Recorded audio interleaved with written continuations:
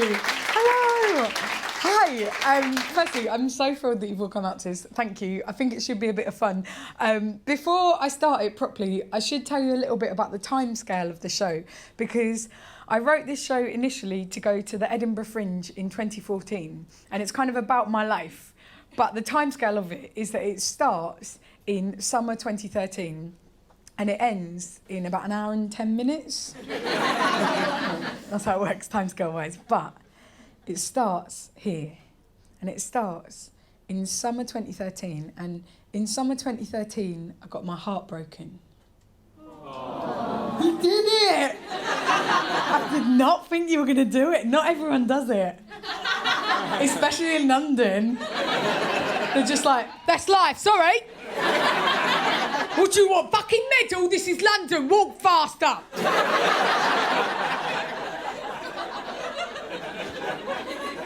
But you did it, and I appreciate it, because it's true. In summer 2013, I got my heart broken. Although I say it was summer 2013, but actually it was kind of systematically and incrementally over the 18 months preceding that. You never realise when you're in it how bad it is. It's only after. When you're in it, you're like, no, it's great. No, he's just the kind of man who likes to treat his girlfriends like acquaintances that he doesn't like. This is one of the quirks I love him for. We have such a laugh. Never realise when you're in it how bad it is. It's only after. Like the war.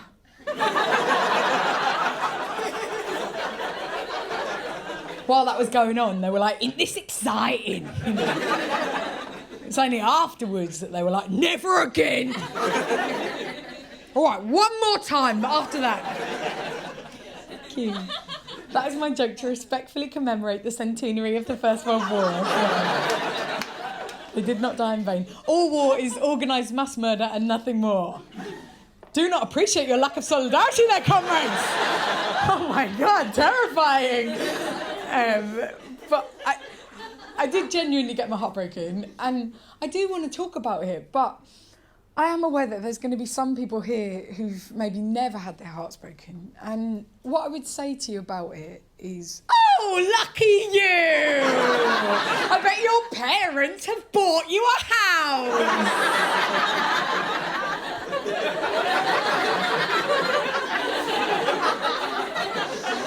Not that I'm bitter, I'm not bitter. It's great to rent in London. But I've had my heart broken a lot, like statistically more than feels fair or necessary.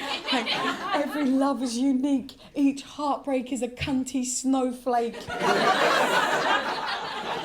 And the last time I got my heart broken, in summer 2013, I was 31 years old. And now, 2 years later, I'm 33 years old. Because that is how time works. Although I was kind of hoping that when I said I was 33, you'd all be like, no way! No! No! You said 23 wrong! 23! 23! But you're all like, yeah, looks about right, yeah. Mid-30s, late 30s, something like that. I'm totally chilled out about it. It's a privilege to get older. I don't know why you bring that up. So, as I say, I was 31 then, and I'm 33. I gave you another chance to do it! I'm 33 years old. Thank you, thank you, thank you. And the key is, stay chubby and never wash your face. And yet still unmarried. But, so the last time I was 31, but the time before that I was 29. I don't know how, I don't know where, I don't know when, but between 29 and 31, it felt like a Rubicon had been crossed. And what I like about using that word is it doesn't matter how intellectual you are, you all thought of the drink.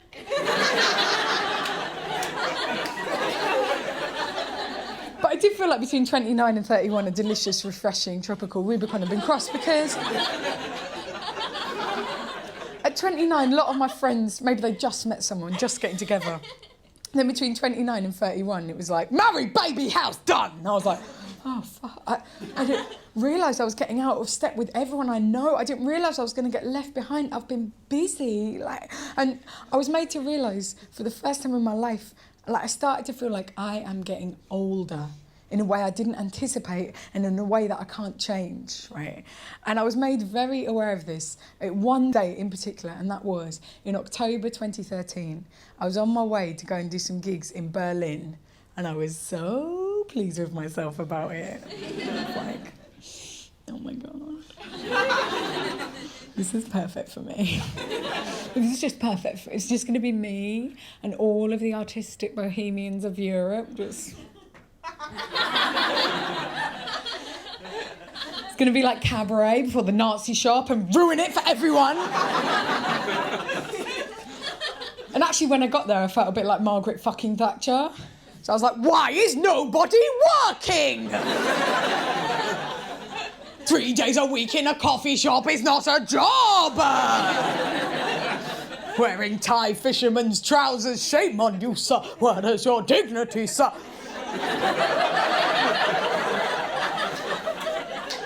But before I got there, I was so excited, and I booked myself a super early flight, so I just have all day there just to collaborate. And I missed my flight. Yeah, because I went to the wrong airport. Thank you, but I don't deserve any sympathy for that. None of you have done that because you are grown-ups. I was supposed to go to Southend Airport in Essex, which I don't even believe is a real place. I've never seen it. Instead, I went to Stansted Airport, which is a genuine airport. And when I got there, I was such a prick about it. I got to have my boarding pass on my phone, and I went straight through to security gate, and I was like, oh. Oh. Excuse me, your machine isn't working. I'm from London. And the guy was so nice about it. He ran straight over and he was like, oh, well, let me have a look. I don't know what the problem is, because you got the right date on it. That's the thing people...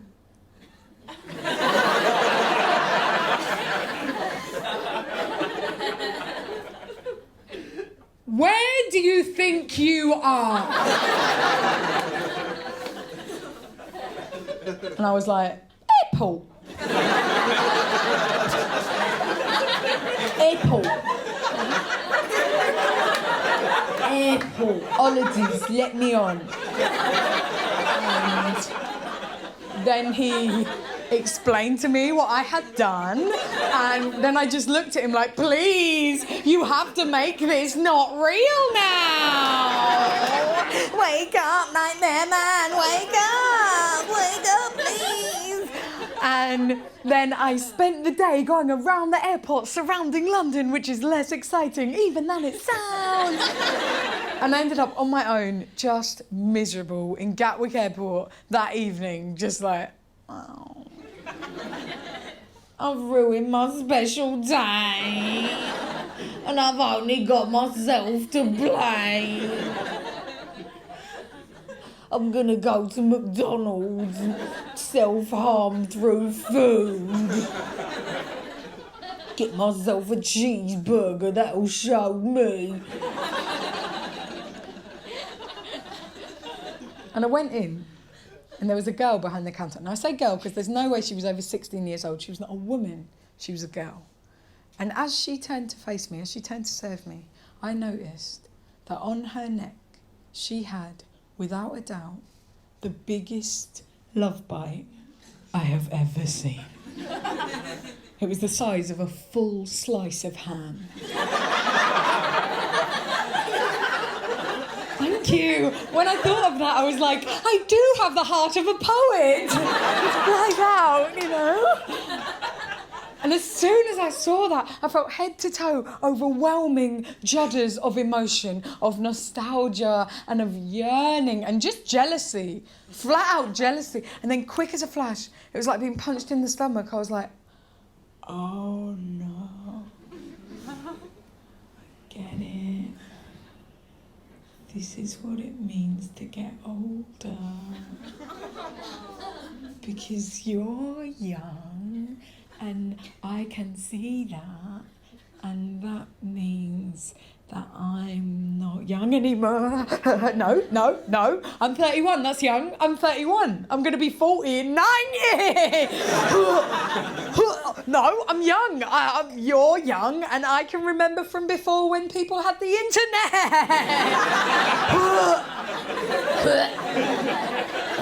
They used payphones.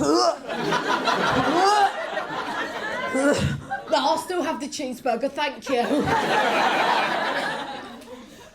More than that, I couldn't even remember the last time that I had a giant love bite the size of a full slice of ham. I had to go home and think about it. The last time that I had a giant love bite the size of a full slice of ham was April the 16th, 1997.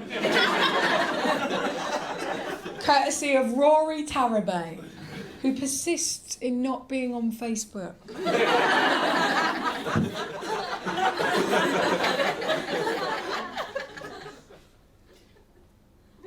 Is he in tonight? He never is, just one more night, that's all I ask, Rory. Although, I say that, I did this show in London before, and a woman came up to me and she said, I know Rory Tarabay, he's my friend, and she texted him about it, and he was really freaked out.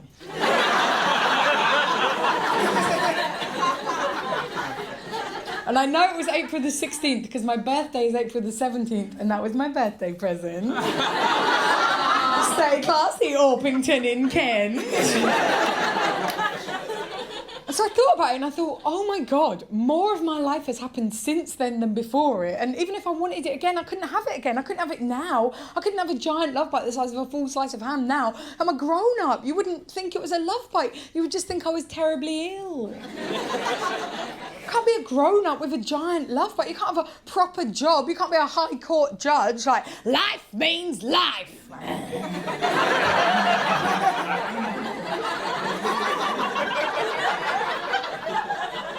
And more than that, right, as soon as I saw it, I got it. I got everything about it. Like, as soon as I saw it, I could remember instantly how thrilling it was to discover love and romance and sex for the first time. And I wanted her to know that, you know, that even though I was that bit older, you don't change that much, you know, that I could still understand everything that she was going through, that I got it, that I got everything about it. I wanted to share that with her. But then, what can I possibly say as a 31 going on 32-year-old woman to a 16-year-old girl?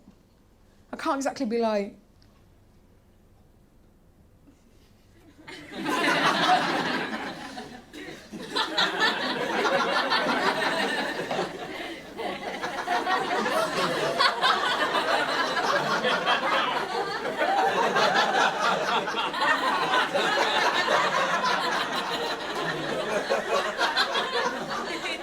Excuse me? Do you like sex? Me too, it's good, isn't it? Kissing. So instead I just had to take the cheeseburger like, oh wow, it could be worse. I could have had a full meal. But I stopped at just a cheeseburger. I think in a lot of ways I've done myself proud. I don't even eat in McDonald's, I boycott it. Technically, this is international waters. Can't touch me. I really was thinking, like, I don't know where that voice came from. Like, I was really confused. Like, one day I started doing it and I was like, where did that voice come from? And I've realised that what it is pretty much, it's an impression of, I don't know whether you remember, about 3 or 4 years ago, Julie Waters did a fire safety advert over Christmas. And it basically went, buy a smoke alarm or I'm gonna burn your family. And that's what that is. It's like, I'll get a cheeseburger and I'll burn your family. I really felt it. Like, this time I got my heart broken, I felt it. I felt like I am getting too old for this shit. Like, I can't keep doing this. Like, have a relationship, invest everything in it, fuck it up, have another one, invest everything in that, fuck that up. Like, I want what all my friends seem to be doing. I want to find someone and go for it. Like, I want a partner and a family. Although, I should say, I toured this show, and at this point, when I did the show in Kendal in the north of England, somebody heckled me by saying, "Don't worry about it. In 15 years, they'll all be getting divorced and you can clean up."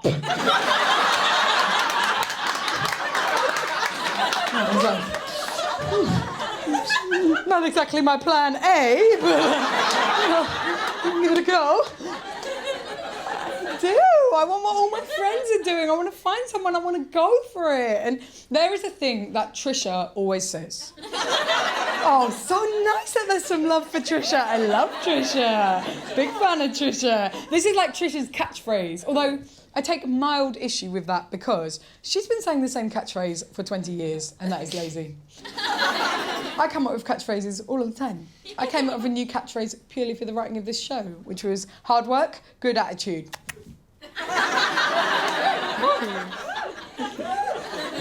If you don't like that, I've got loads of others. I like saying, why live on your knees?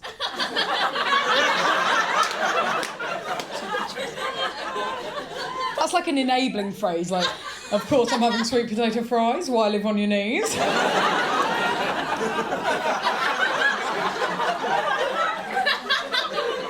I also like saying, life is very short, or life is very long. But that does depend on what I'm trying to manipulate that person into doing for me, so it's difficult. So it's not hard to come up with catchphrases. This is what Trisha says. Trisha says, if you don't like the fish you're catching, then you'd better change the bait. And I heard that and I was like, yeah, Trisha, yeah. I don't like the fish I'm catching, Trisha, and I would like to change the bait, thank you, Trisha, and I don't like it. Because the first thing that happened to me after I got my heart broken was I stopped trusting what I found attractive anymore. Because I felt like that had hurt me so much. There must be something fucked up in me for wanting it, or fucked up in it for doing that. And I can show you what I found attractive because I've made a chart. Thank you, chart fans. It's the best reception the chart has ever got. I should say the first time I showed this, the audience were like, oh, that's not a chart, it's a list. And I was like, get fucked! Chart. Chart. So, the chart is called, who's got the keys to my motor? I should explain, one of my top hobbies is pretending to be like a 1930s or 1940s film noir detective. Along the lines of...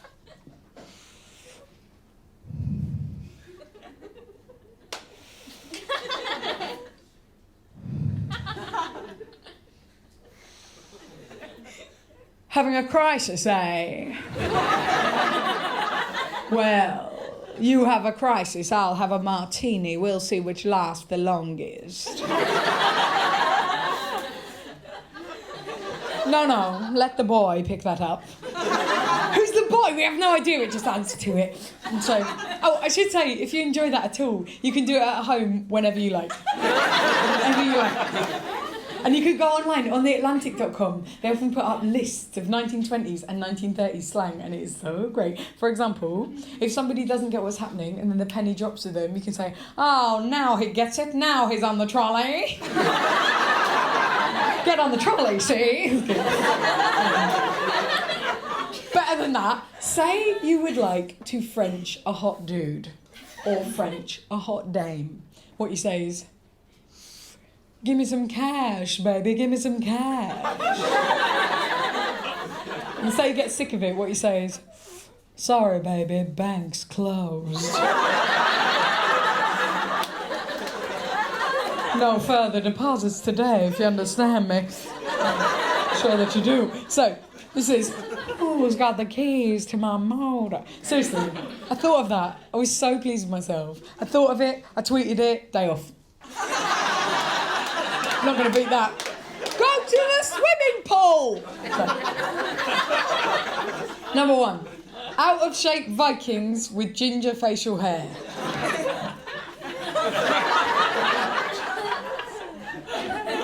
me tell you something. I felt very vulnerable performing this show in Scotland.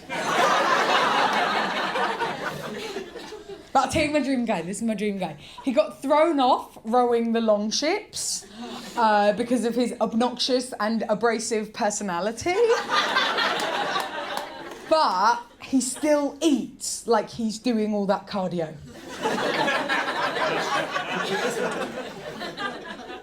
But I knew I was getting over it because I was watching Orange is the New Black. Have you seen it? It's great. If you've not seen it, it is great. It's set in a prison. It is all women, but don't worry, it's like they're normal people.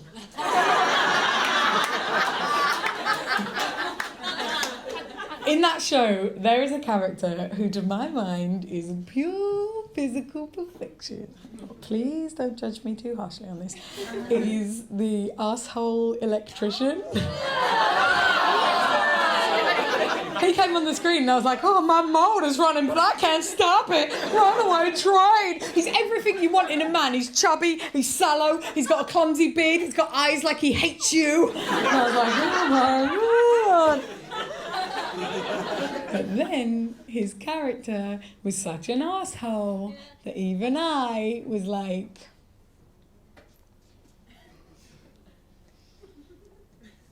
no, thank you. Well done, me. Moving up, moving on. Thank you. Next thing on the list. Oh, good. Glad that's happened, as is normal for this part of the show. Next, liking Joanna Newsom to the extent that you could write a 10,000-word article on her masterpiece, Have One on Me. Wow, that is as difficult to find as that usually and consistently placed a bewildered silence. So thank you, madam. I love her so much. I heard you as well. That's the best it's ever gone. I love her so much. I think she's so incredible. I love her. Guys, you try telling me you found a better folk harpist on the pop scene. Oh, you can't. You try telling me you found a better pop artist on the pop scene. Oh, you can't. Oh, do you like that pop song? Do you? How long is it? 3 minutes? Yeah, I think hers are a little bit better, being as they are 27 minutes long, so... All I've learned from all of the touring I've done of this show, trying to do jokes about Joanna Newsom, nobody likes them, nobody wants them. Tough on harps, tough on the causes of harps. I also find this very erotic, 10,000-word articles, very erotic. I'm on a real long articles kick. Thank you. I'm on a real 10,000-word articles kick. Is anyone else? That's my banter. For the first time in my life, I subscribed to the London Review of Books. Thank you, I love it. I take the London Review of Books. Does anyone else? Oh, you must. Every 2 weeks I get this frisson when it comes through the door of like, oh, James Meek, your article on the housing crisis is so long. Too long for me, I fear. 6. This is on this for reasons other than just romantic, actually. It's kind of there because I've been preoccupied about something. There's been a kind of intellectual sea change in my household recently. And it's because... So, up until recently, I was living with a friend of mine, and he is like the most intellectual, most academic man that I know. And we actually had to break up our little house because he's gone back to university. But we met for the first time while we were both undergraduates at Oxford University. And we're both from quite scruffy, quite difficult backgrounds, right? But obviously, while we were there, that didn't matter at all. We were just like, great! I finally live in a stately home. Let's dress up like wizards.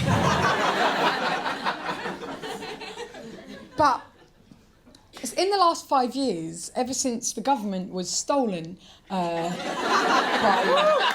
Thank you, comrades. Ever since the government was stolen by maniac oligarchs intent on unusual practices, really difficult to cope with the fact that we had that little bit of elite educational privilege, because we do not want to turn into cunts, but we have had their special thing. And it sort of displaces you culturally because you're too posh and too common simultaneously, and you don't belong where you're from anymore, and suddenly you're too middle class when we live in a society where 5 wealthy families own as much as the bottom 13.5 million people. So if you're not part of that wealthy elite, we are just beating each other up. Sorry. And the way that we cope with all of that anxiety about class and privilege and status is we started doing really high art things in a super aggressive way. We're like, oh, you think all that shit's yours? It's ours! So we started to take the London Review of Books, but I take it really roughly out of the door. Rip off the cellophane. I'm like, I don't want the special offer. Never gonna buy a yacht. And we don't have a television because we're better and cleverer than you. I don't mean it. It's backfired massively. I miss it every single day. I go around to other people's houses and I'm like, please turn it on, please. I don't care what. Just turn it on, please. Just turn it on.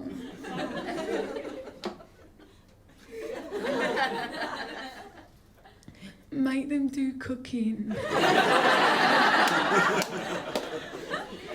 I love you, Mary Berry. I miss you so much. Don't have a TV. Instead of a TV, we've got a house policy. And the house policy is all Radio 3, all of the time.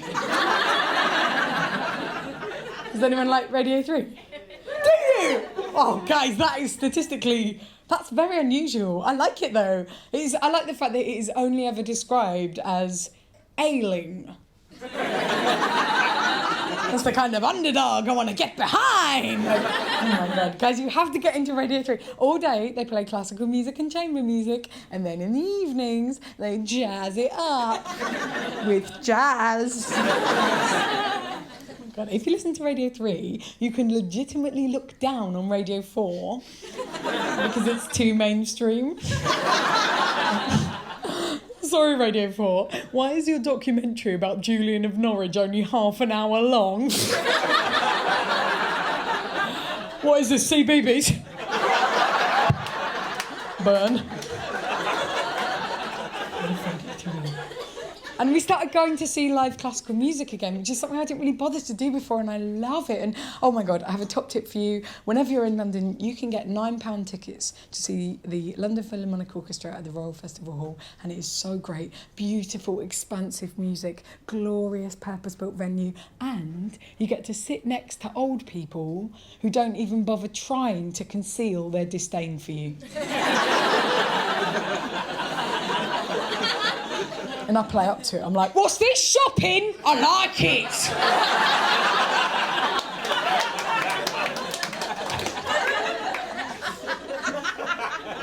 But if you do go, I've got a little game you can play if you want, right? Because quite often with classical music, what happens is everyone comes on and then the conductor will come on and go off again. And then the lead violinist will come on and go off and come on and go off. And a choir will come on, choir will go off. And a brass band will come on, brass will come on. Every 5 minutes, somebody coming on or going off. This is what I like to do.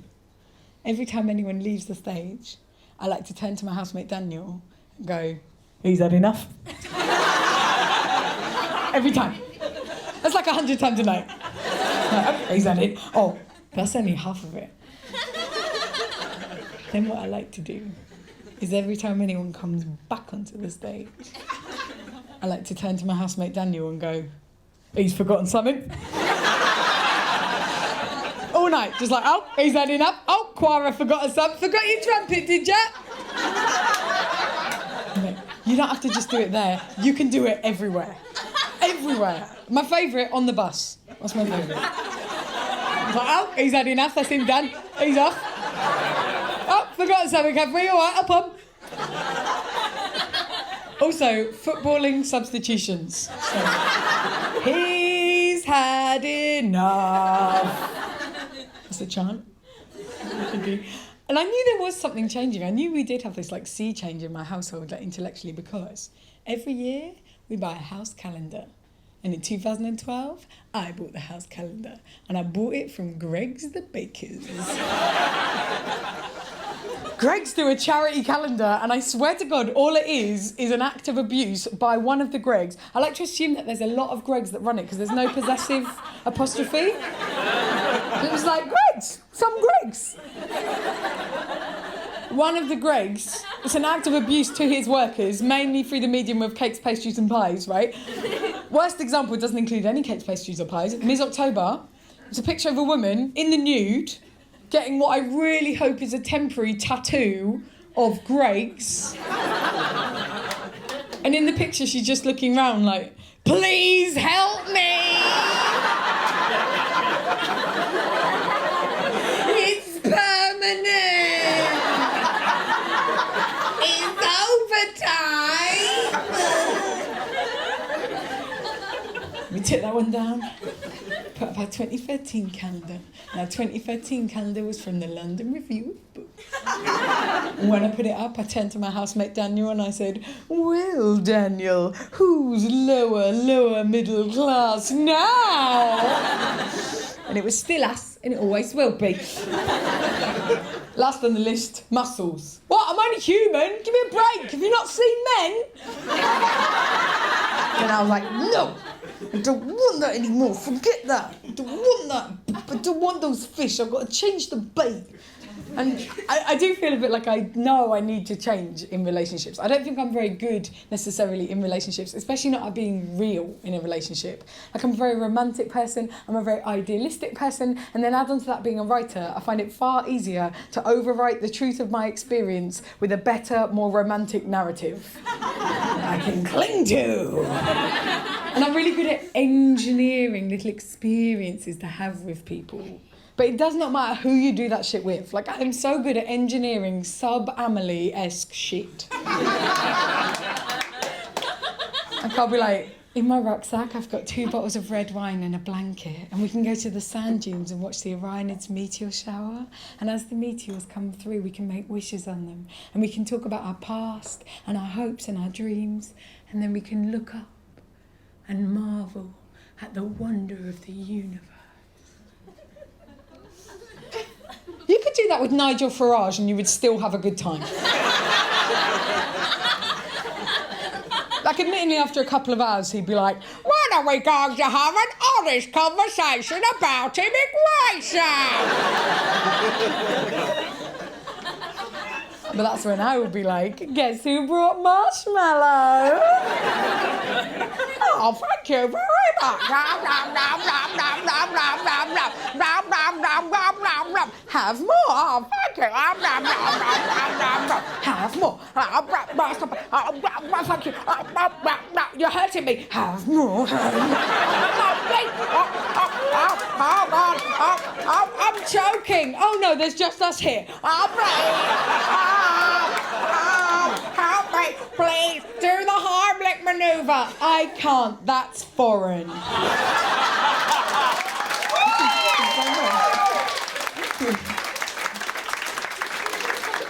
I'm glad that none of you guys like him. But I do have problems being real. I definitely do. Like, with my ex, like, I stayed in that relationship so much longer than I should have, right? And it was terrible for me. Like, I was miserable. I was crazy with insecurity. It brought out the worst in me, the worst in him. No one was having a good time. But I was so obsessed with what I thought it could be and what I hoped it was going to be and what I wanted it to be that I clung to it. And I stayed in it for so much longer than I should have. And I know I stayed in it too long because when I finally did end it and I told my friends, every single one of them reacted in exactly the same way. They all reacted like this. Oh no!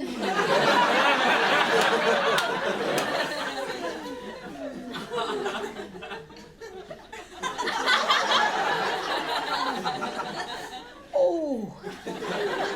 Ah! You really wanted it to work.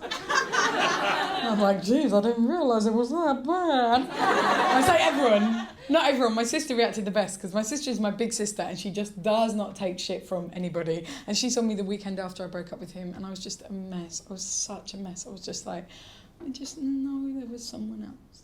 I just know there was someone else. And she was like, yeah, there was someone else. Him. He's a fucking selfish cunt. And I was like, oh! She didn't!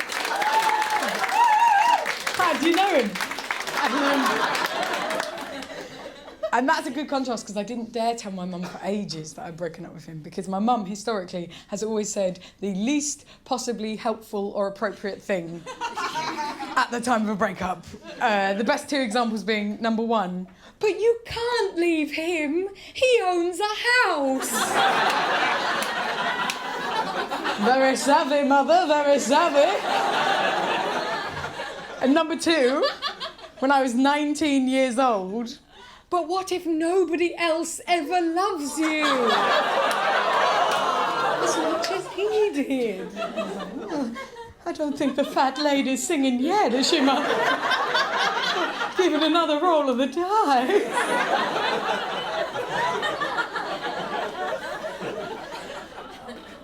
And when I finally did end it, I was a little bit like, why? Why did I stay in it so long? You know, like, why? Like, it was no good for me. I was miserable. Why? And I think it's partly because if you're with someone and they don't love you anymore, or they don't love you properly, or maybe they never loved you, like anything like that, it doesn't matter what they say to you. Like, they can lie to you and keep it going, but in your guts, you just know. You just know. And everything they do hurts you. Like, they can just be like, hey, love, I'm just popping to the post office. And you'll be like, why are you going to the post office? You should be in love with me. I could sell you stamps. I didn't realise that's what you wanted. Why does it have to be so difficult all the time? Please, I'll offer you travel insurance. Please, cashier number one. So it was partly that. And it was partly the way I was brought up. Like, I was brought up mainly by my mum, and my mum has a very ambivalent attitude about men, you know. Like, on one hand, she very deeply and very sincerely despises all men. But on the other hand, she believes that you should have one on you at all times. That is a hard road to hold. It's hard. And there's a big reason as well. Like, I know the main reason why I stayed in it so long. And I know it. And I'm embarrassed to tell you. I feel like you know it, but you don't know it. But it is embarrassing. The main reason that I stayed in that relationship so long is because very early on in that relationship, I made a snap decision. This man was the man for me. That was being done. I had everything I needed. I was going nowhere. And I always thought that was a good thing about me, that I make snap decisions. I thought it means, like, I'm impatient and I make snap decisions. I run through life. I get the best out of it. I'm the first one on a buffet and I will definitely survive the apocalypse. Okay, I always thought that was a really good thing about me. Like, I'm impatient. I get the best out of life. I dive right in, you know. And that is what I respect in other people. I respect people who are pitched at a fast pace. Like, if I have to tell you, the number one thing that I respect in this world is a fast walk. If I see someone else walking fast, I'm like, mate, I get it. Fuck these idiots, we've got shit to do. Fuck them off. Forget about them, fuck them off. Why would you not take every opportunity for spontaneous additional cardio? No one normally goes for that, so I'm very pleased. Another thing I really respect, second most thing I respect in this world, being fast to get ready of a morning. No one I've ever been out with has fully appreciated the fact that if necessary, I can be up and out within 7 minutes.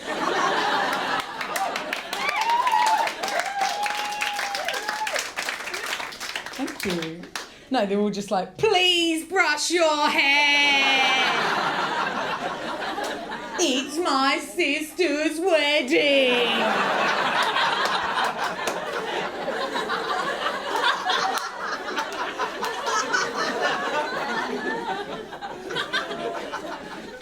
I've got a third thing I respect, but it's not relevant. I do respect a good knowledge of local bus routes. If you don't have that, you don't live where you live. You're a tourist. Good day to you. I'll just tell you for balance what I disrespect. Number one thing I disrespect, timidity. Especially Especially when it's a good thing, like, hey, should we all go and jump in the lake? Oh, I don't think that's a good idea. Enjoy your life!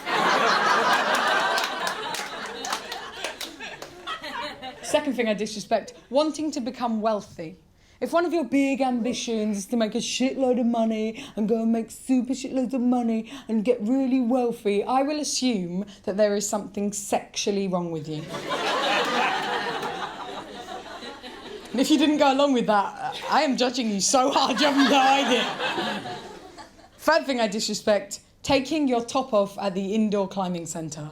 I disrespect it. I'm sorry. I started climbing when I got my heartbreak and I set up a heartbreak climbing club and I love it so much. Like, I genuinely can't stop doing this. I just never had upper body strength before.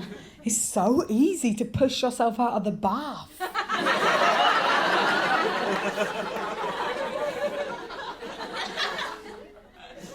But I do not respect taking your top off at the indoor climbing centre. Sir, we are not here to peacock, sir. We are here to navigate those boulders with some dignity, sir. And you, sir, demean us all, sir.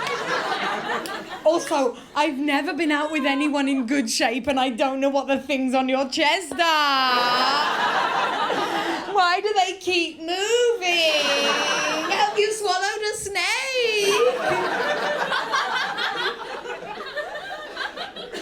So I always thought it was a good thing about me that I'm impatient and I make snap decisions, and I'm starting to believe that it means that I'm a baby who will never have a family because I made a snap decision really early on in that relationship that me and him, that was right. This was the man for me. I had everything I needed, and I made that decision while we were having sex with each other. And I should say at this point, I've never done stand-up about sex before this, ever, right? And I've been doing stand-up a long time. And even though I've done this show a whole bunch of times, like, I can feel it. I just suddenly feel so awkward and so embarrassed. And I think it's genuinely because I don't want you guys to know whether or not I've done it. To be like, is she a virgin? Isn't she a virgin? She's an enigma. We'll never know her. Yes, I'm an ocean of secrets, see? You'll never know me, you know. Not the truth, which is that I'm a guileless fucking Labrador, right? But if you can be cool about sex, then we'll do it. By which I mean, I'll say the material. Thank you, bit of blue for the dads there. Bit of blue for the dads. So, if you can be cool about sex. I should also say that this does disclose the fact that I have periods. And I know that some of you are going to be like, not her as well. No, not you, no. Yeah. As regularly as you would expect. Fantasy ruined, dads. I hate saying it, it's so creepy. I said it once and now every time my brain's like, say it again. Listen. If you can be cool about sex and periods, and I should say I can about both and only 33. Where's my wedding ring?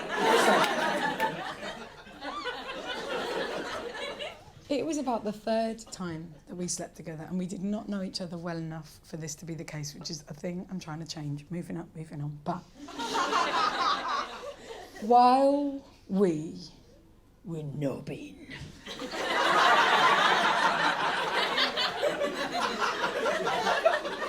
sorry. While we were shagging,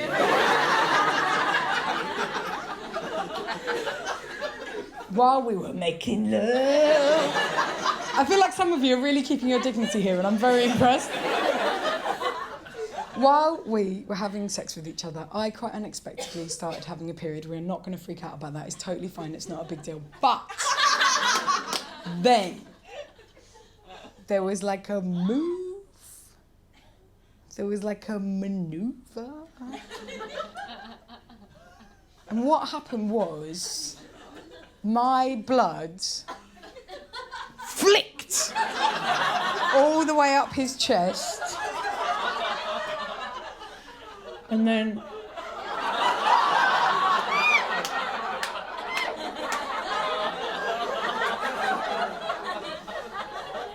and then back and to the left. Just back and to the left. And his immediate reaction to that happening to him, right? He didn't have time to think about it. Didn't have time to try and mitigate it. Didn't have time to try and be kind about it. His immediate reaction to that happening to him was to go...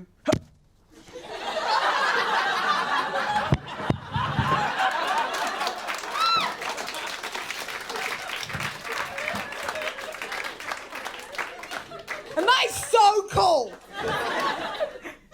That's how you know they're a keeper if they do that. That's how you know. If you know, you know. That's how you know. But it turns out you shouldn't use that as the basis for a relationship. Which is such a shame because I have such a vivid memory of afterwards, both of us in the nude with cotton wool pads with Clearasil lotion on, having to scrub my blood off of his bedroom wall. Like a very sexy edition of CSI. What was the crime? The crime was lovemaking, see? Case closed. Put it in the files. Get me a coffee. Sorry.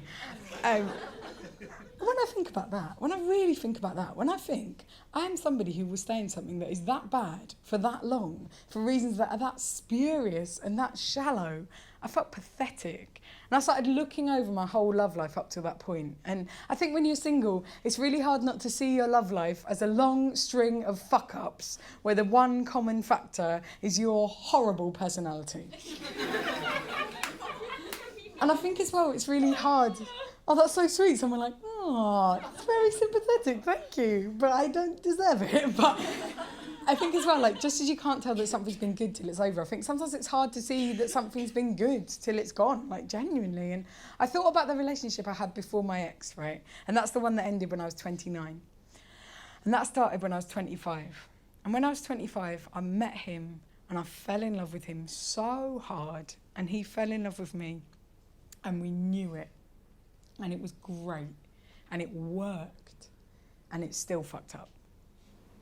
And I feel like if you've ever had that with someone where you know you love them and you know they love you and it works and it's wonderful and it still fucks up, it's really hard to give up the ghost of it because you feel a bit like, oh, well, I know it worked once, maybe it will work again. Or you think, oh, well, maybe I was wrong to end it. Or you think, oh, maybe I was right to end it, but maybe I should go back on it because I was wrong then, but I'm right now. Maybe it should be given another because it did work once. It's like it haunts you for the rest of your life. It's like a little ghost, like a little imp sat on your shoulder for the rest of your life, judging you.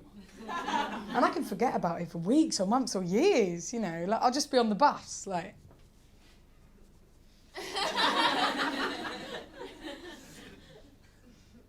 I'm going to read my book. Treat myself. I'm reading Ground Control by Anna Minton. Very interesting study about the privatisation of public space, which is one of my top turn-ons.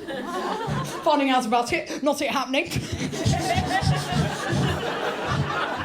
Like, for example, did you know, found out in the first chapter, that the new Olympic Park in Stratford, not actually a public space, privately owned, by the Qatari royal family of all people. Thank you. When you visit that park, am I a citizen? Am I a consumer? Will I ever have meaningful access to that park in the long term? All these questions and more answered in Ground Control. And then suddenly, from out of nowhere, it'll be like, you had it, but you squandered it. You're talking about, I'm just reading my book. You had love, but you threw it away like it was trash. And for what? An electric blanket with 6 different heat settings and 2 different time settings that you constantly refer to as the best investment you've ever made. It's not fair, like, yeah, we loved each other, but we had problems and we couldn't sort them out and I wasn't a strong enough person to deal with that and I had to end it and I'm sorry, that's the way it is. I've moved on. Get over it. It is what it is. Well done, you. Give me that book. You don't deserve to read about the privatisation of public space. You deserve to look at the window.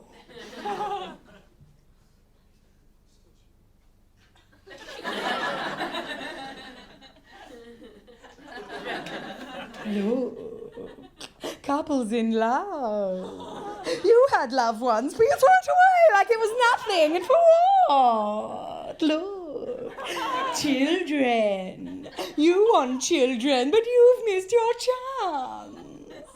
Your stepsister has children in Folkestone. Yes, but it's a very different culture down there.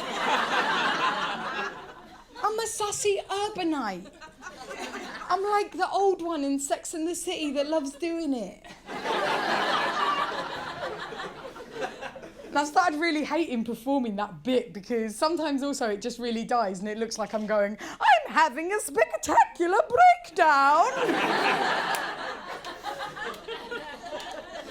But also because the more I perform it, the more obvious it is to me what happened. Like, it's so clear to me what I did now. And the more perspective I get, the clearer it is. Like, when that relationship ended, I could not bear it. I couldn't cope with the grief of it. Like, we'd loved each other. We'd lived together. That was the first home I ever felt like I had. And when that ended, I couldn't deal with it. I didn't feel strong enough to start my life again. It ripped me apart. Like, I didn't feel like I could go on. And I feel like if you're ever in that situation where you've just broken up, you don't know what you're going to do, you can do what I did, right? What I did was I just ran headlong into the next one. It was brilliant. And everyone was like, great decision. We're not going to have to deal with this for fucking years. So that didn't work. And that is where I found myself in summer 2013, in this mess of emotions, of embarrassment and regret and heartbreak and sadness. And what I decided to do was I booked myself in to do a shitload of outdoor adventure sports.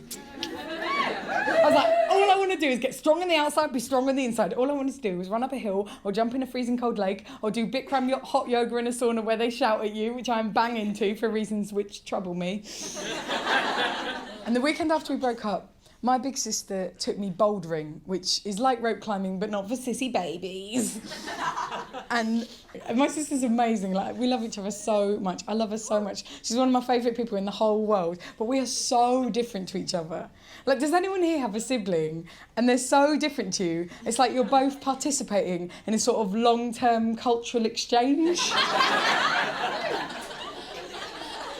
Every Christmas it's like, these are DVDs from my culture.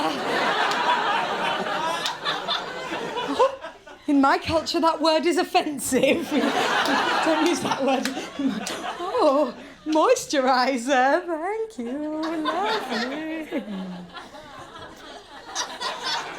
But we really get on and we really love each other and we've really bonded over sports, which blows my mind because I'm chubby and bookish, but I'm having to accept that I'm basically a 12-year-old sports bully trapped in the body of an insulin-resistant woman. And I am so outdoorsy. I am as outdoorsy as a bear. I'm flying on the back of a golden eagle, straight into the mouth of a volcano to save Barack Obama from aliens. Which, as we all know, is the true marker of outdoorsiness. And my sister's 10 times more outdoorsy than me. She's just tougher than me. Like, she's stronger and fitter and faster. And she's just a bit, like, harder than me too. Like I said before, she does not take shit from anyone, least of all men. Like, she's been engaged a lot. And at one point, she used to wear a chain that had all the rings on it. Like a tribal chieftain. I should point out at this stage that she says that I made that up. But who are you going to trust?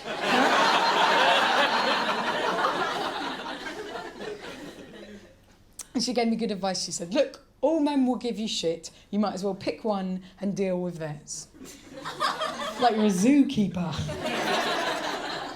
And I think we both are the way we are about men and relationships because of the way that we were brought up. Like, I don't think our parents necessarily gave us a very good model for love and happiness. Like, they had a marriage which I will generously describe as being full of intrigue. And then they broke up when I was 12 and she was 15 and they immediately remarried. And ever since then, things have just been that little bit more difficult for us. Like, and I really want to talk about it. I think genuinely to bear witness to how painful it was and how hard it's been ever since. But it's tricky because I don't want to be stood here slagging people off who I know only ever tried their hardest and who did what they did out of love, you know. But I want to keep the bridges I've got in place, but it's difficult. Like, for example, my mum married somebody who I will generously describe as the opposite of loving. And it's really difficult because I want to slag him off and be like, well, back then he was a fucking alcoholic cunt. But I'm not going to do that. And it's partly because she's still with him.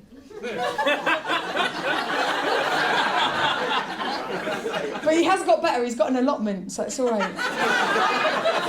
But she lives with just him in Tenerife, which is a lot further than she said. She was like, we're moving to Spain, don't look at a map. And he's always going to be a part of my life. We're learning to get on with each other. We have to learn to be in each other's lives. Like, he's always going to be on the FaceTime. Even if I cover him up, that's not how it works. But it's been hard. And it was harder for my sister. Like, my sister left my mum's at 15. She's had to support herself since she was 16. She's always had to be so strong and so independent.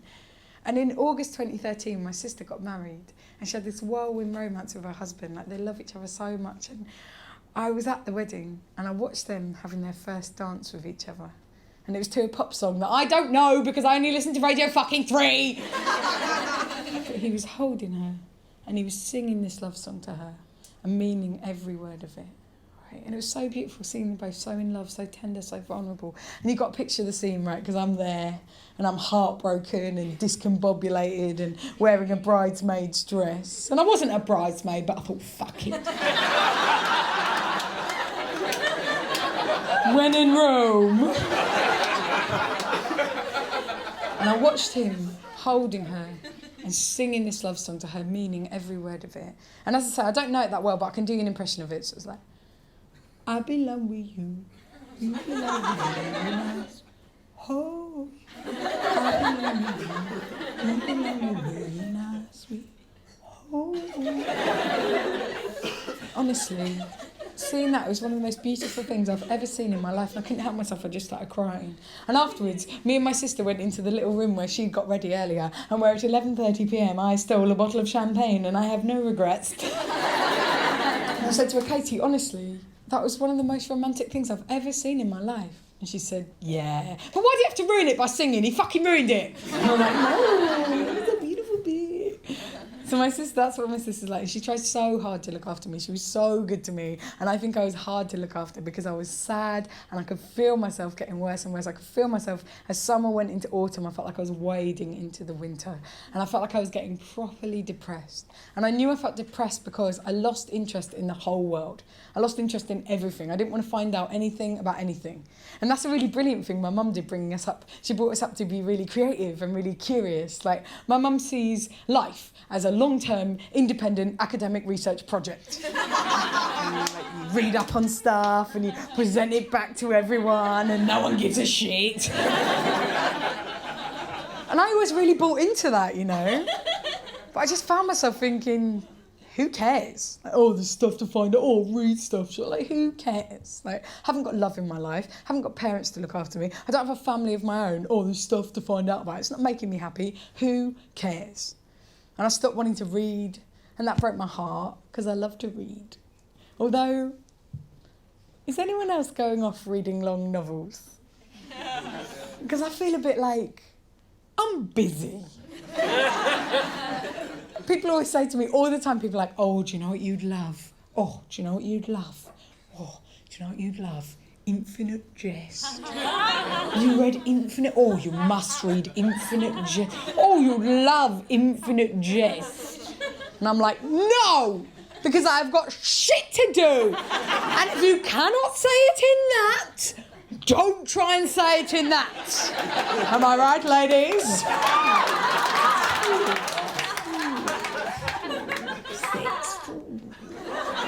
Why does that work? It's meaningless, but it kind of works.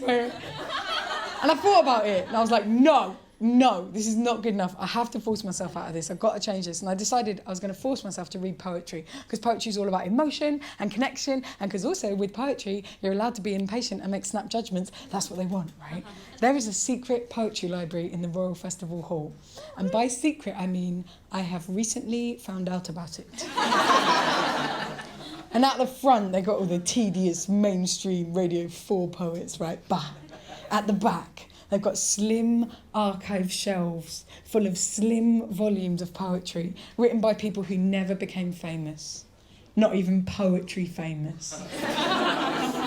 And the charity shopper in me is so excited by that. I'm like, oh my God, I'm going to get a big pile of them from the 50s with dirty titles like One Night Stand, and then I'm going to memorise the poems and I'll say them at parties and people will be like, wow, what's that? And I'll be like, you don't know, it's from the 50s, they're not even famous, don't even try. I get a big pile. And because it's poetry and because you're allowed, I'm like, okay, first book, okay, first poem. The oak, the elm, the larch, trees, fuck you, next one. Look at that lovely pair of tits. Hello. Up in that tree! Birds! Get fucked!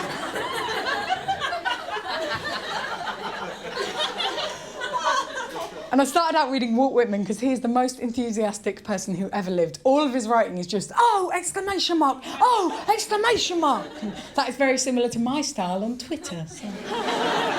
We'll be friends. And he wrote these lines about nature. Oh, exclamation mark, something ecstatic and undemonstrable. Oh, music, wild. And you read that and you're like, I'm alive again. And he seems to understand something about nature that I've been trying to articulate and trying to understand but not being able to. Because for me, sometimes if I feel at my absolute lowest ebb, just going outside helps. And for me, it's rivers. I don't know why. If I can get in a river, it's like it resets me. It's like I'm part of something living and it's moving me on. And I think he understands, because he wrote this line, get me to the riverbank, I am mad to be in contact with it. And I was like, oh, he gets it, he's on the trolley. I don't even need to get in a river, I just need to see one and I get this urge. And it's not sexual, but it is not sexual. It's like, ooh, you're so sweet. And I'm not proud, but I was like, I've cracked it. I'm going to read poetry about rivers. It's all going to be fine. And I found a poem by Raymond Carver called Where Water Comes Together with Other Water, right? And already I was excited because I love Raymond Carver. I recommend him to you. He writes terse, sad, short stories set in 1950s America, all within a tragic universe. That's my favourite. I like fiction that is set within a tragic universe. And I think it's genuinely because I was raised by parents set within a tragic universe. Like, my mother is very fundamentally a nihilist, which I think is exotic for Orpington in Kent. She said to me last summer, when your husband cheats on you, or beats you, or leaves you, then you'll understand what love is. And I was like, could we make that an if for me? Should we give it an if for me, Mum? Let's make it an if. What it means is when I read a Raymond Carver short story, even if it starts with the young couple were very much in love and got married, I'm like, oh, well, we know what's going to happen here, don't we? They're going to have a shit old life. And Raymond Carver, when he was in his 40s, he discovered this love of rivers and nature. So I was like, oh, I'm like you, Ray. I'm like you, Ray. And he wrote a poem called Where Water Comes Together with Other Water. And in it, he describes love and he says it's like loving a river all the way back to its source. And I read that and I was like, that is what I want in my life, you know. I want to love someone for everything they've ever been. I want to love them with the power of the start of a river. I want to love them all the way through our lives. And I read quite a lot for advice, right? And I think he wrote this poem when he was 45 because in it, he says, I'm 45 years old today.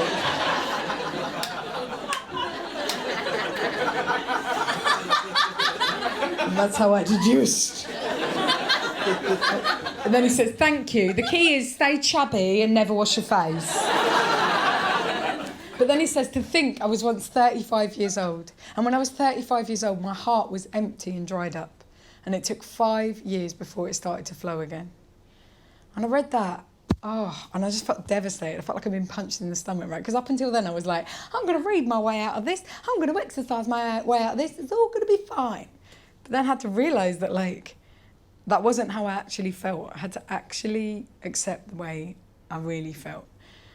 And in the middle of winter in 2013, for the first time in my life, I felt properly pessimistic, properly hopeless about my chances for the future. Like, all I wanted to do was jump in a freezing cold lake or do Bikram yoga in a hot sauna. I think it was partly to punish myself for the fact that by 31, I had fuck all to show for myself, you know? And I felt like the chance of me finding someone, them loving me loving them back, and that lasting, it felt like a joke. And on top of that, it felt like my heart was done. Like, you're with people, you give them everything you've got, and then at the end, you've got nothing left. And I should say it's nothing like me. I'm a massive optimist. I'm an optimist about people and about the future and about climate change, which, if you know the science, is just stupid. Yeah. But I can't be about myself. And so to hear that it took him 5 years to feel better, I was like, get fucked right. I don't have 5 years. I'm so impatient that I eat the toast while I'm still buttering it. Like, I punch myself in the face with the knife because why should I wait? I'm a grown-up. I shall do as I please. I don't have 5 years. Facebook keeps telling me that there's a fertility cliff. And I never ask it that. The only thing I ask it is just Rory Tarabay.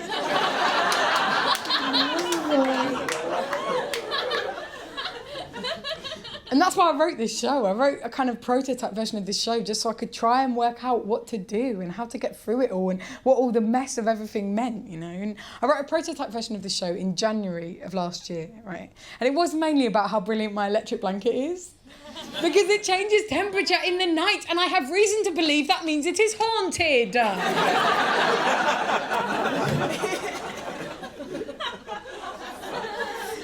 But it's not just about that, like, I know what I need to do. I know what I need to do. I need to be on my own for a while, you know, not be like a cool electric blanket monk, like not run into the next thing, just be on my own and learn to deal with it. And, you know, if I find something again, not rush into it, just be slow and real. And if that takes 2 years, fine. If that takes 5 years, fuck it. That's fine. And I did that show at the start of January last year. And then 3 weeks later, at the end of January, I went on a first date with someone. And then 3 weeks after that, I was like, oh, I'm completely in love with you. That's me done. It's fine. Don't worry about it. Which I appreciate fucks it up a bit.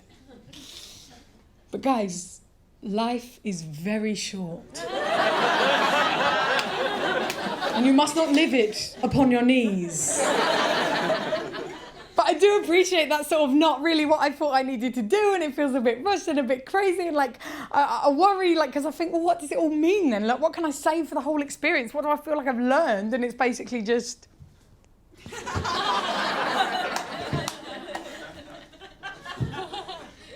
if you don't die, something good might happen to you. And that does not feel good enough. And then on top of that, I want to talk about it because it's so lovely to be with someone again. But at the same time, that feels like hubris because it feels like I'm going, and then I sorted all my problems out and I became the best at love, the end. Well done, me. And that's not right. Like, I'm shit at love. I wouldn't want you thinking I knew anything. I'm terrible at it. Like, the only lesson I've ever learned, I've only ever learned one lesson about love, and that was when I was 25 and in real love for the first time ever. And I was listening to Bob Dylan, Blood on the Tracks, which is the best album in the world, no returns. Have One on Me is the second best album in the world, again, no returns. And on Blood on the Tracks, there's a song called You're Gonna Make Me Lonesome When You Go. And in it, he says, I've been shooting in the dark too long. When something's not right, it's wrong. And I heard that, and in love for the first real time ever, I was like, yes, Bob, I get it, Bob. You're either in love or you're not, Bob. It's that easy, Bob. It's either right or it's wrong, Bob. It is that easy. And 80% right is 100% wrong. It is either love or it is not, Bob. And I get it, Bob. And now I know how wonderful it is to be in love. I will never waste a second of my time on anything less. Now I know how glorious it is to feel this way. I will not settle for anything, even a fraction less than this. Now I know how wonderful it is to be in love. I will never demean myself again. And then that ended. And then for 2 years I was like, no, maybe if I just demean myself again, I won't feel physically sick every day. And I'll burn your family. So I don't know anything about love. The only thing I know what to do, I don't know what to do. The only thing I know what to do is this.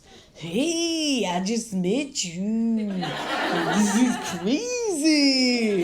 Here's my number. Call me maybe. That is Bob Dylan sings the hits of 2011. Is my gift to you. But I thought, fuck it. I'll tell you a couple of things about him. As we come to the end of the show, I'll tell you a couple of things about him just so you get an idea of him as a character in my life, right? So a couple of things about him. First thing about him, he doesn't eat eggs. Doesn't eat eggs. Exactly. Doesn't eat eggs. Doesn't drink tea or coffee. How do you go for brunch with that man? Unbrunchable! Second thing about him. He doesn't like any modern music at all. He only likes classical music and musicals. Like a 65-year-old gay man. Where is he from? He's from Worcester. So that came into my life. Almost not to do with me, completely changed my life for the better. And then, a month later, something else came into my life, completely changed it for the better. Again, not even to do with me. On the 5th of March last year, my sister gave birth to her first child, to my niece. And we knew she was pregnant, what a shock or nothing.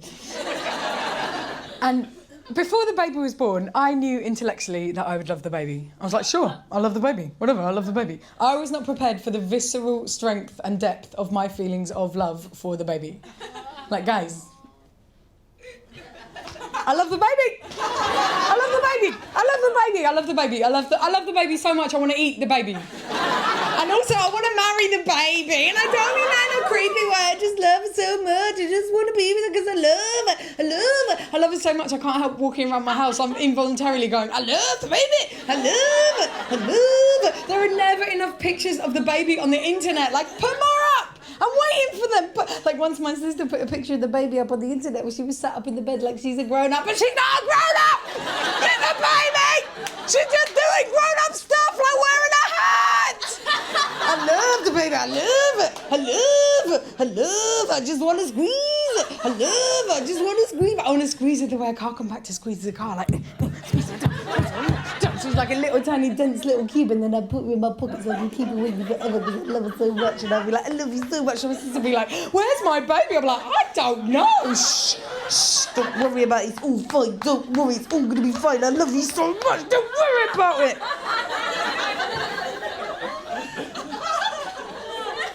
Would you believe she doesn't let me babysit? But for those two things to come into my life, to go from feeling like my heart was dead and frozen to feeling like, suddenly spring, my heart and the river full to bursting. I couldn't believe it. And the baby has changed things in my head about my life that I never thought would change. Like, for 20 years, I've always been like, well, my family's a bit unconventional. I don't really have a family unit per se, but my family's a bit unconventional. It's fine, but I don't really have a family in the same way, but I do, but I don't really. But it's made me realise I've always had my sister, and she's always been so good to me. She's always looked out for me.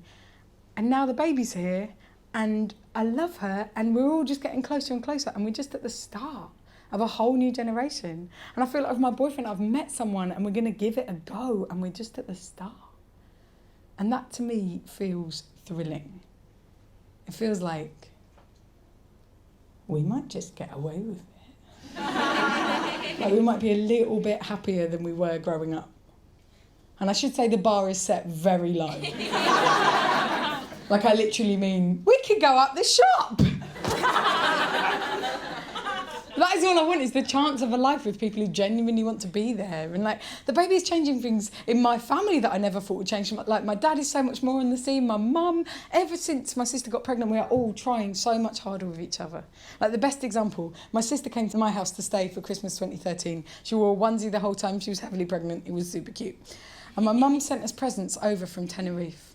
And my mum sent me a present that was so perfect for me that it floored me. It was like the best present I think I've ever been given. And I've brought it to show you. And what it is it's a calendar, and it's homemade. And she's just made it out of some plain A4 paper there. And what she's done is she's stuck a picture of some art on that we both like, fin de siècle. And she's written out a quote there, for example here, education teaches clever people to be kind, like us. Privilege teaches rich people presumption, like us. And she's put any old free calendar on there. And honestly, you could not get me a better present. This is everything that I love about the world. This is absolutely perfect for me. When I opened it, I got chills. I was just so excited. I was so overwhelmed. Like, I just felt so lucky. I felt like, despite the distance, despite how difficult it can be, like, we still love each other so much. And she knows me that well, you know. And, like, I felt so hopeful. I felt like, oh, she's not dead. We can always keep trying to be close. And I couldn't help myself. I started crying. And my sister came over to me. And she looked at me so sympathetically. And she put her hand on my shoulder and she said, she couldn't even be fucking bothered to buy you something.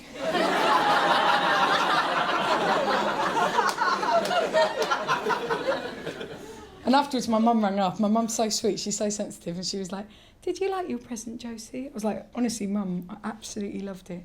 And did Katie like your present? And my sister was like, no! It wasn't for me, was it? I was like, real talk, family unit, moving up, moving on, very good. So I was thinking about how to end this show. Like, what do I want from the future? Like, what do I want for myself? Where do I want it to be pointing in the direction of? And this is a curveball, but regardless of relationships, what I want for myself is to be more real and have more peace. So what I would like for myself for the future is I want to be a Quaker.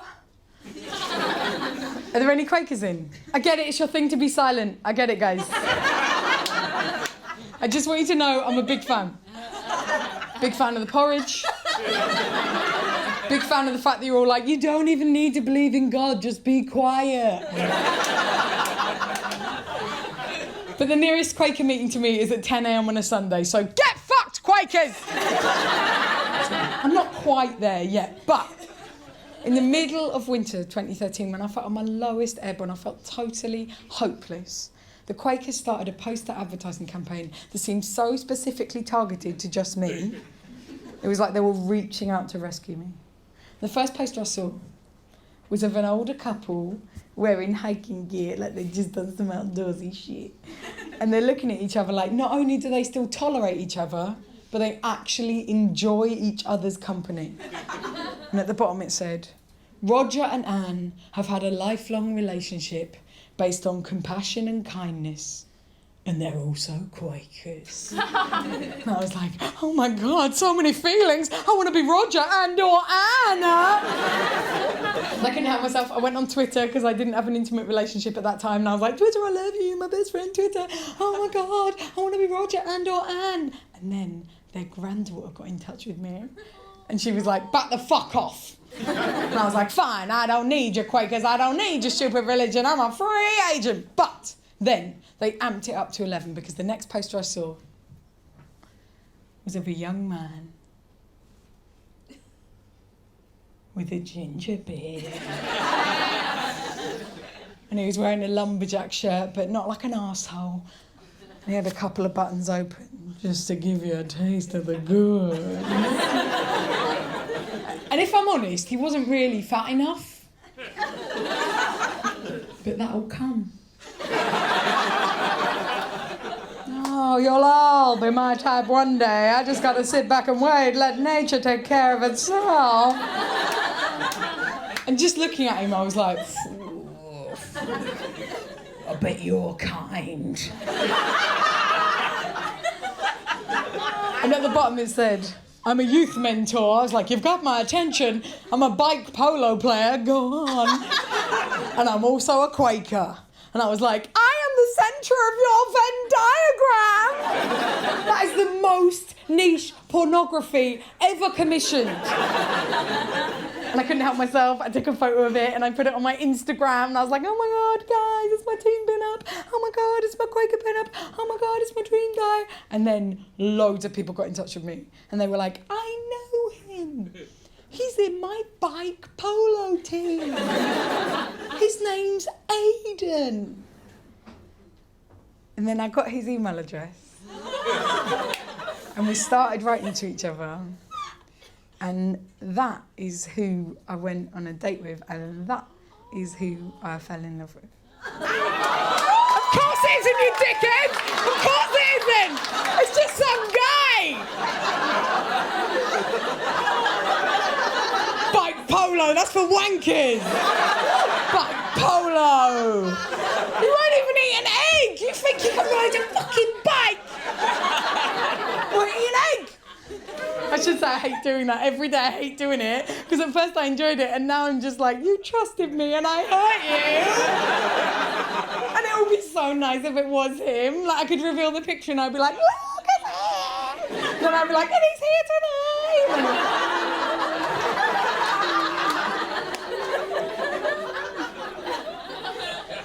I shouldn't say that because I wouldn't swap what I've got for the world. And like, I really, like, me and my boyfriend have a very silly relationship. Like, it's mainly based around in-jokes. And we've got a very good in-joke at the moment where what we do is we look really lovingly at the other one.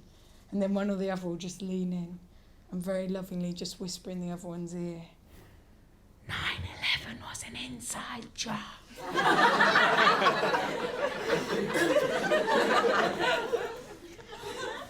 But I can't believe how much my life changed from one year to the next. Like summer 2013 to summer 2014, so much changed. And so much of it was beyond my control, you know. And like the only thing that I want to say with this show that's at all preachy is if you feel like your family has always been difficult for 20 years or you feel like you're so heartbroken now it's never going to change, genuinely try not to die.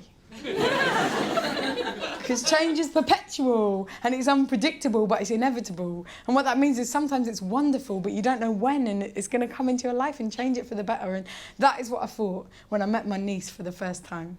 And she was 4 hours old. And my sister said to me, I don't want to count my chickens, but so far, she's a good baby. I was holding her. My sister's such an incredible mum, like it's amazing being around her. Like every day I'm inspired by how clever and brilliant she is. And I was just holding the baby. And my sister said, do you want to know her name? And I was like, oh yeah, I don't know her name. And she said her name's Cara Josephine. And obviously my name is Josephine. And I heard that and it just got me, like I just couldn't help myself. I got chills, I was crying. I couldn't believe she would ever feel like that. I couldn't believe anyone would ever do that for me. I couldn't believe how much love I felt. I couldn't believe how wonderful it was. And then my sister said to me, yeah, but do bear in mind that my husband's mum is also called Josephine, so... it is mainly for, it is for her. It is for her. Tell your friends or whatever, it is for her. It is for her. So that is partly why I called this show Cara Josephine, because I was like, well, this is what I can give her. Let's see if Nana can step up to the plate. Let's see what Nana can do. Try your hardest, Nana. That's the end of my show. You've been such a lovely crowd. I'm so glad and grateful that you came. And yeah, thanks a lot. That's the end. Thanks very much. Oh, thank you guys so much. Thank you so much. Thank you.